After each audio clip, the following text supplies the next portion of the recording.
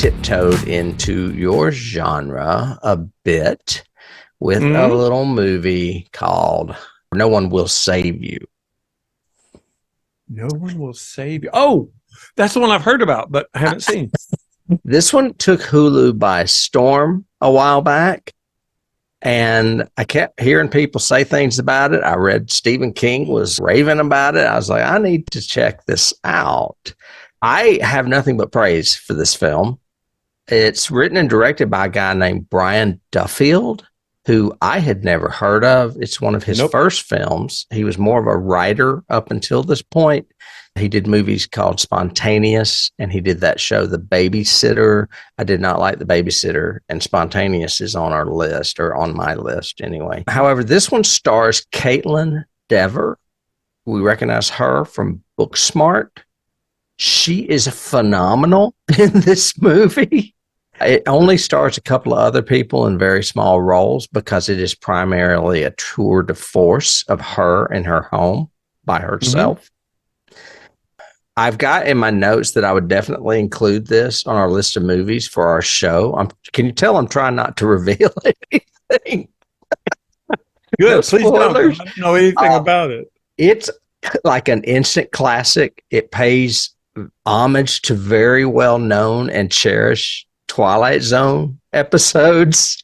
And like I said, I just don't want to say too much more without spoiling it. A quick synopsis.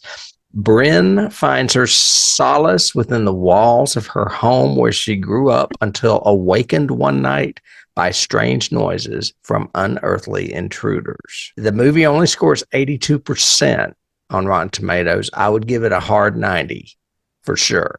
This movie rocks. And I guess you may already know one thing, and this is not really a spoiler, about this movie that makes it unique. Do you know what that is about it?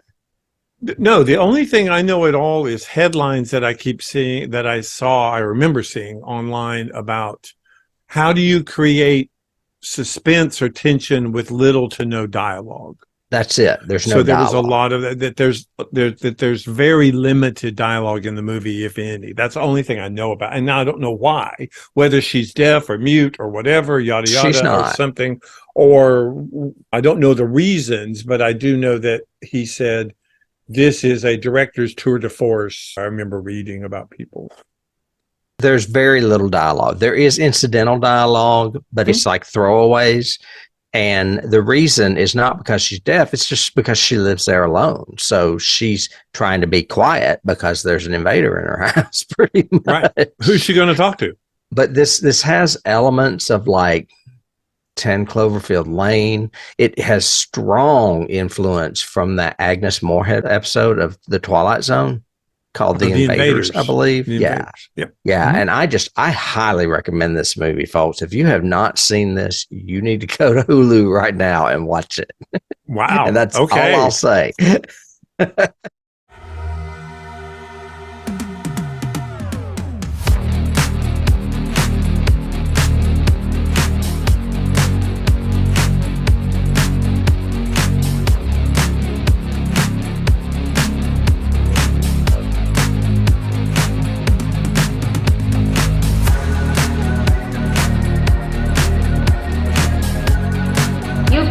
Start the car. Johnny has